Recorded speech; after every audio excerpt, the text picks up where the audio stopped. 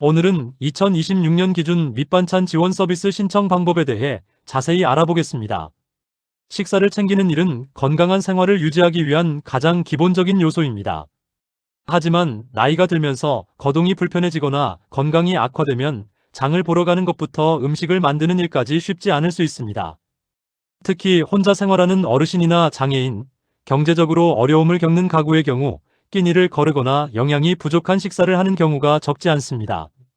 이러한 문제를 해결하기 위해 정부와 지방자치단체, 복지기관에서는 다양한 식사 지원 사업을 운영하고 있습니다.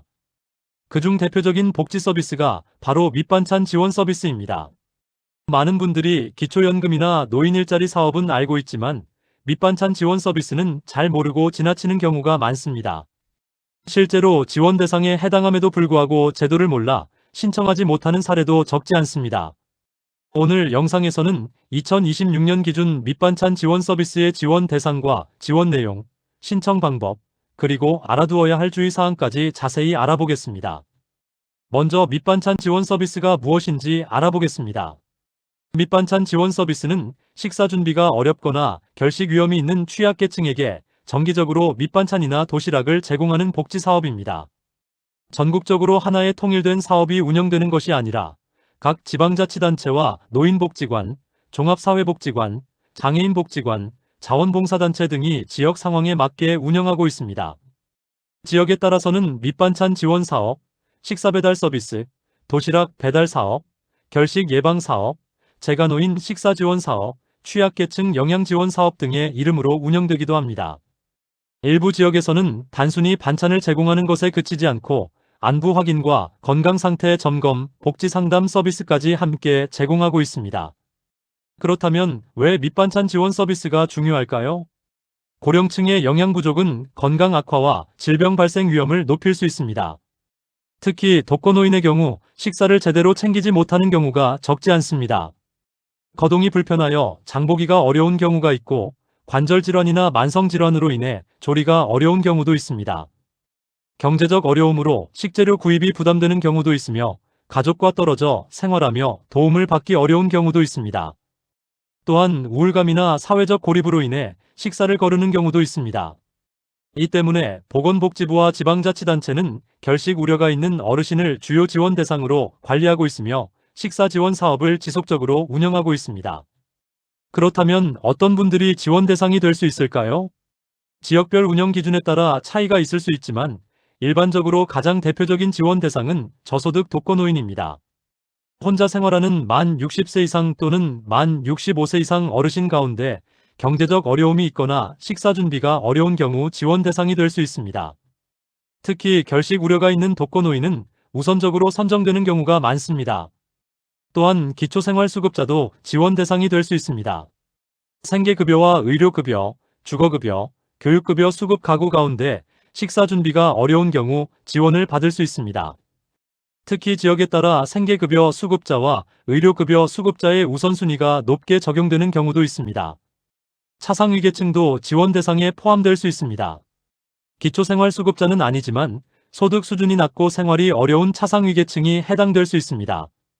지역에 따라 차상위 본인 부담 경감 대상자와 차상위 장애인, 차상위 한부모 가족 등이 포함되기도 합니다.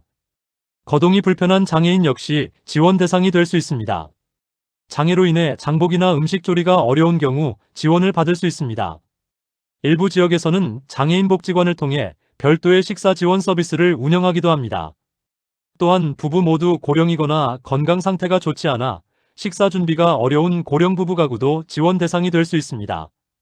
이 외에도 지역에 따라 조손가정, 중증 질환자, 돌봄이 필요한 취약 가구, 고독사 위험 가구, 복지사각지대 발굴 대상자가 지원 대상에 포함될 수 있습니다.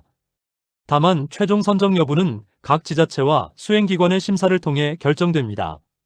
그렇다면 어떤 지원을 받을 수 있을까요? 가장 일반적인 지원 형태는 정기 밑반찬 배달입니다. 주 1회 또는 주 2회 정도 밑반찬을 가정으로 배달해주며 영양 균형을 고려한 반찬이 제공됩니다. 일부 지역에서는 도시락 배달 서비스를 운영하기도 합니다. 특히 거동이 매우 불편한 어르신이나 장애인을 대상으로 지원하는 경우가 많습니다. 또한 복지관이나 경로식당을 방문할 수 있는 경우 무료 급식을 제공하기도 합니다. 설날과 추석 등 명절 기간에는 특별 음식이나 식품 꾸러미를 지원하는 지역도 있습니다.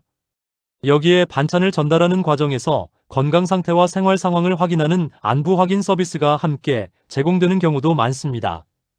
신청은 어디에서 할 수 있을까요? 가장 먼저 문의해야 할 곳은 주소지 관할 행정복지센터입니다. 행정복지센터에서는 현재 거주 지역에서 운영 중인 식사 지원 사업을 안내받을 수 있습니다. 이 외에도 노인복지관과 종합사회복지관, 장애인복지관 등을 통해 신청하거나 상담받을 수 있습니다. 노인 맞춤 돌봄 서비스를 이용 중인 경우에는 생활지원사를 통해 상담받을 수도 있습니다. 노인 맞춤 돌봄 서비스는 일반적으로 65세 이상 기초생활수급자, 차상위계층 또는 기초연금 수급자 가운데 독거노인이나 조성가구 등 돌봄이 필요한 노인을 대상으로 운영됩니다. 신청 시 필요한 서류도 알아보겠습니다. 지역마다 다를 수 있지만 일반적으로 신분증과 주민등록등본이 필요할 수 있습니다.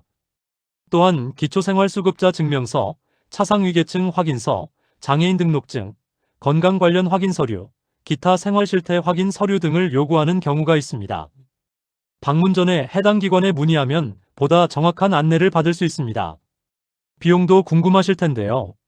대부분의 밑반찬 지원 사업은 무료로 운영됩니다. 특히 기초생활수급자와 차상위계층, 독거노인 등을 대상으로 하는 사업은 본인 부담 없이 제공되는 경우가 많습니다. 다만 일부 지역이나 민간기관 사업의 경우 소액의 본인 부담금이 있을 수 있으므로 사전에 확인하는 것이 좋습니다. 신청한다고 해서 모두 지원받을 수 있는 것은 아닙니다. 사업 예산과 운영 규모에 따라 지원 인원이 제한될 수 있기 때문입니다. 또한 신청자가 많을 경우 우선순위에 따라 선정이 이루어질 수 있습니다.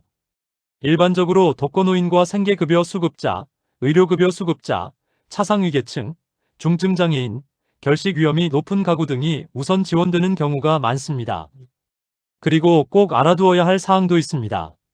첫째, 지역마다 운영 방식이 다릅니다. 같은 밑반찬 지원 사업이라도 제공 횟수와 지원 기간, 선정 기준이 다를 수 있습니다. 둘째, 신청해야 지원받을 수 있습니다.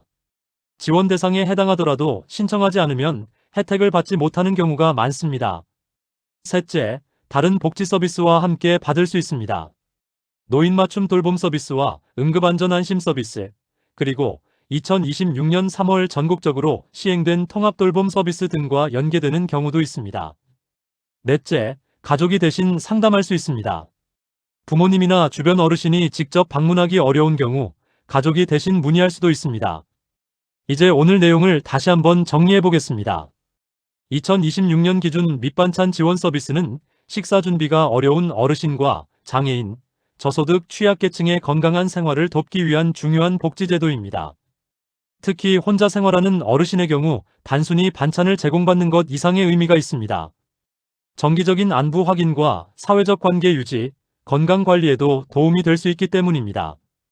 혹시 본인이나 부모님, 주변 이웃 가운데 식사 준비에 어려움을 겪고 있는 분이 계신다면 가까운 행정복지센터나 노인복지관에 문의해 보시기 바랍니다.